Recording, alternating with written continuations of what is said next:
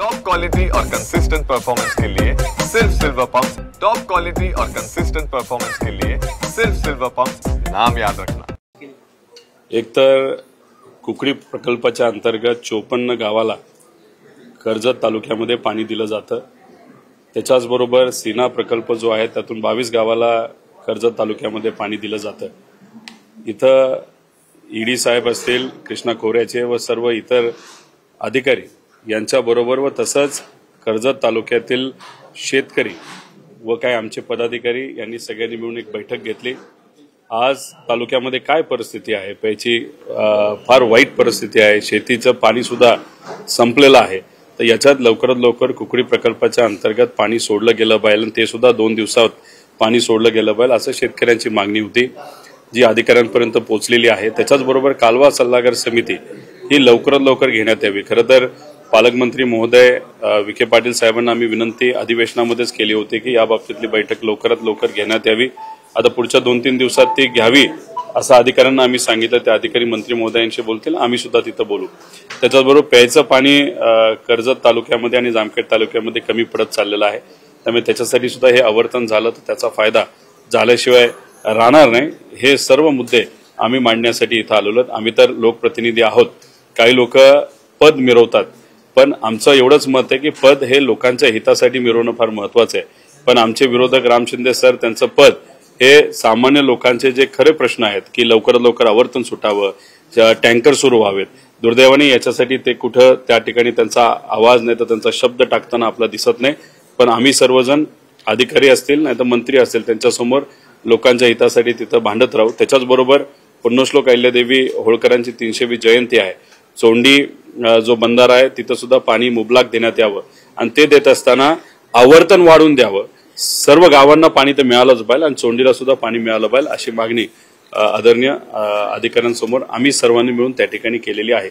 सीना मधून 2 दिवसामध्ये पाणी सोडण्यात येणार आहे असं आम्हाला आश्वासित केलंय। उद्या सल्लागार समिती सुद्धा आहे, पण कुकडीच्या बाबतीत 5 दिवसात पाणी सोडलंच पाहिजे अशी मागणी आम्ही सर्वजण करत आहोत। मला वाटतं अधिकारी तुमच्या मागण्या पूर्ण करतील, कारण की गेल्या आठवड्यामध्ये सुप्रियाताईंनी सुद्धा पुरंदरमध्ये उपसा सिंचन मधून शेतकऱ्यांना पाणी द्यावं अशी मागणी केली, पण अधिकाऱ्यांनी टाळाटाळ केली। शेवटी त्यांना उपोषणाचा इशारा द्यावा लागला आणि त्यानंतर अधिकाऱ्यांनी पुन्हा त्यांना शब्द दिला।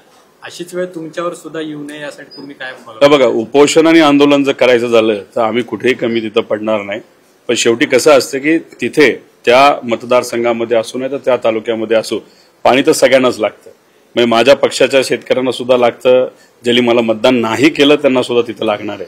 त्यामुळे लोकांच्या बाबतीत कुठं राजकारण करू नये अशी आमच्या सगळ्यांची इच्छा आहे। पण दुर्दैव असं कर्जत आणि जामखेड तालुक्याचं तिथे जे कोणी आज सत्तेत आहेत आणि त्यांना एक मोठं पद तिथं मिळालेलं आहे, त्या पदाचा वापर हा लोकांच्या हितासाठी दुर्दैवाने केला जात नाही। पक्ष फोडण्यासाठी, नगरपंचायतमध्ये सत्ता आणण्यासाठी, सरपंच फोडण्यासाठी, सदस्य फोडण्यासाठी मात्र त्याचा आणि पोलीस प्रशासनाचा वापर केला जातो। पण हे जे मुद्दे आहेत ज्याच्यामध्ये शेतकऱ्याला पाणी मिळाल्यानंतर शेतात पिकेल, त्यातून 4 पैसे शेतकऱ्याच्या हातामध्ये येतील, याच्यासाठी मात्र डोकं लावलं जात नाही आणि पदाचा वापर केला जात नाही। हे तिथल्या भागामध्ये दुर्दैव आहे। पण शेवटी अधिकारी असू नाहीतर सरकार असू, कुठल्याही तालुक्यामध्ये पाणी देण्याच्या बाबतीत जर हलगर्जीपणा झाला तर तो सरकारला परवडणार नाही। फक्त दुर्दैव असं की सरकारचं लक्ष शेतकऱ्याला काय पाहिजे, युवांना काय पाहिजे, महिलांना काय पाहिजे, महाराष्ट्रातल्या या बाबतीत मात्र तिथं कुठं लक्ष दिसत नाही। भपकेबाजी, स्टंटबाजी करण्यामध्ये मात्र हे सरकार गुंतलेलं आहे असं आपल्याला जाणवतं। राम शिंदे हे विधान परिषदेचे सभापती आहेत, ते सुद्धा निर्देश देऊ शकतात, मात्र तसं होताना दिसत नाही असं म्हणायचं। एक तर त्यांना निर्देश देण्याचे अधिकार नाहीत, ते फक्त वरच्या हाऊसचे सभापती तिथं आहेत। सभापती असल्यामुळे त्यांचा आदर, त्या पदाचा आदर आम्हा सगळ्यांना तिथं आहे। पण विषय एवढाच आहे की राजकीय भूमिका तुम्हाला तिथं घेता येत नाही, पण सामाजिक भूमिका नक्कीच तुम्हाला तिथं घेता येतील। पाणी सोडण्यासाठी सांगणं असेल वगैरे, पण त्या गोष्टी होताना दिसत नाहीत। पदाचा वापर हा सामाजिक नाहीतर लोकांच्या हिताचे प्रश्न सोडवण्यासाठी न करता राजकीय भूमिका नाहीतर नगरसेवक फोडण्यासाठी मात्र ते करत आहेत। माझं मत असं आहे की लोकांच्या हितासाठी तुमच्या पदाचा वापर हा कुठेतरी सामाजिक दृष्टिकोनातून सुद्धा होणं फार महत्वाचं आहे। पालकमंत्र्यांवर आमचा विश्वास आहे, विखे पाटील साहेबांवर, ते त्या बाबतीत योग्य असा निर्णय घेतील अशी अपेक्षा करूया। चोंडीला कॅबिनेट बैठक जी आहे ती होणार होती, मात्र ती रद्द झाल्याची माहिती मिळते। साधारणतः 150 कोटी रुपयांचा खर्च जो आहे तो कॅबिनेटसाठी येणार होता। तुमच्यासहित विरोधकांनी टीका केली की कॅबिनेट घेऊन नक्की काय होणार आहे तिथं?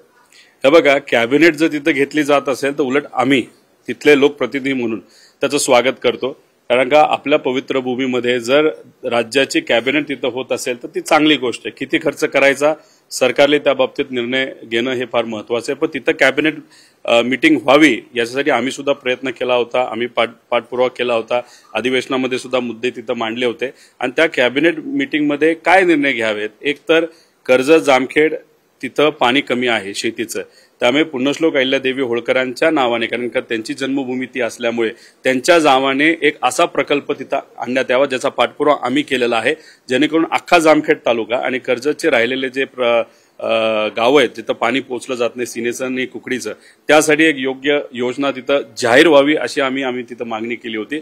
तिथं विकास आराखडा सुद्धा मोठ्या प्रमाणात व्हावा आणि अख्ख्या महाराष्ट्रात पुण्यश्लोक अहिल्यादेवी होळकरांची जयंती दिमाखात व्हावी अशी इच्छा आम्ही तिथे व्यक्त केली होती. प्रस्ताव सुद्धा तिथे केले होते, पण त्या बाबतीत कुठेही पाठपुरावा होताना दिसत नाही. आता ही कॅबिनेट मीटिंग सुद्धा पुढे ढकलली असं आम्हाला कळते. आता पुढे ढकलली तर ढकलली, पण ती कॅन्सल सुद्धा झाली दुर्दैवाने असं आम्हाला कळते. आमची विनंती कॅन्सल होऊ नये, हे सर्व विषय तिथं मार्गी लागावेत आणि नुसतं आश्वासन नाही तर GR सुद्धा त्या ठिकाणी काढण्यात यावा अशी विनंती त्या ठिकाणी आम्ही सर्वजण करतो. एक शेवटचा राजकीय प्रश्न आहे. अजित पवार देवेंद्र फडणवीसांनी एक सल्ला देणार आहेत की त्यांनी एक पुस्तक लिहावं आणि त्या पुस्तकाचं लावून मी पुन्हा येईन असं ठेवावं.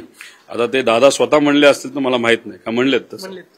खरं तर आश्चर्याची गोष्ट आहे, पण एक त्याच्यामध्ये थोडं डिटेलमध्ये आणि खोलामध्ये तुम्ही जर गेलं तर ते म्हणाले होते की मी पुन्हा येईल, पण ते पुन्हा येईल कधी म्हणाले होते तर 2019 मध्ये पुन्हा येईल असं म्हणले होते.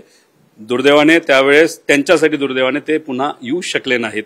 जर पत्र लिहित असतील तर कायमस्वरूपी कदाचित शिक्कामोर्तब होईल की पुन्हा बीजेपी आलीच नाही पाहिजे. त्या दृष्टिकोनातून दादा बोलले का हे आपल्याला माहित नाही. दुसरीकडे भारतामध्ये आपल्या राज्यामध्ये जवळपास 7 ते 8 हजार पाकिस्तानी नागरिक राहतात अशी माहिती समोर आली. पुण्यामध्ये जवळपास 111 जण आहेत जे अनेक वर्षांपासून इथं राहत आहेत राज्यामध्ये. सध्या केंद्र सरकारने जी पाकिस्तान विरोधी भूमिका घेतलेली आहे, इथल्या नागरिकांना पाकिस्तानामध्ये जाण्यासाठी निर्देश दिलेले आहेत.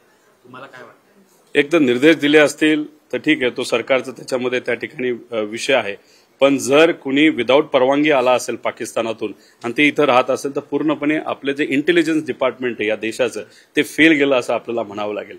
एक तर जे काही 2 दिवसापूर्वी काश्मीरमध्ये झालं अतिशय दुर्दैवी गोष्ट आहे.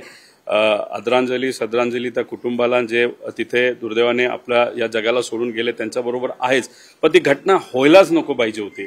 त्यामुळे इंटेलिजन्स विभाग कुठेतरी कमी पडलं का याच्या खोलामध्ये जाण्याची जरूरत आहे. कारण का इंटेलिजन्स डिपार्टमेंट गेल्या वेळेस जेव्हा पुलवामा झालं होतं तेव्हा सुद्धा दुर्दैवाने तिथं फेल गेलं होतं, यंदा सुद्धा फेल गेलं. परत कधी काय गोष्ट होऊ नये यासाठी इंटेलिजन्स डिपार्टमेंटकडे थोडंसं लक्ष देण्याची जरूरत आहे असं मला त्या ठिकाणी वाटतं. सरकार जो कुठला निर्णय घेईल तो घेईल, पण माझं एक मत आहे की 160 किलोमीटर लांब बॉर्डर असताना सुद्धा ते टेररिस्ट आले कसे आणि त्यांचं ट्रेनिंग झालं कुठं आणि परत ते गेले कसे आणि आता ते कुठे आहेत हे कुठेतरी शोधण्याची तिथं जरूरत आहे. उद्या कुठं काय होणार नाही याची सुद्धा दक्षता घेण्याची जरूरत आहे. सर्व पक्षांना तुम्ही विश्वासात घ्या, एकत्रित बसा आणि त्याच्यावर कुठेतरी मार्ग काढण्याची जरूरत आहे असं मला तरी त्या ठिकाणी वाटतं. पण टेररिस्ट हा जो विषय कायमस्वरूपी संपवण्यासाठी योग्य ते पावलं ते सुद्धा फक्त आश्वासन देऊन नाही तर भाषण करून चालणार नाही, कृतीतून आपल्याला त्या ठिकाणी करावं लागेल असं आमच्या सगळ्यांचं मत आहे.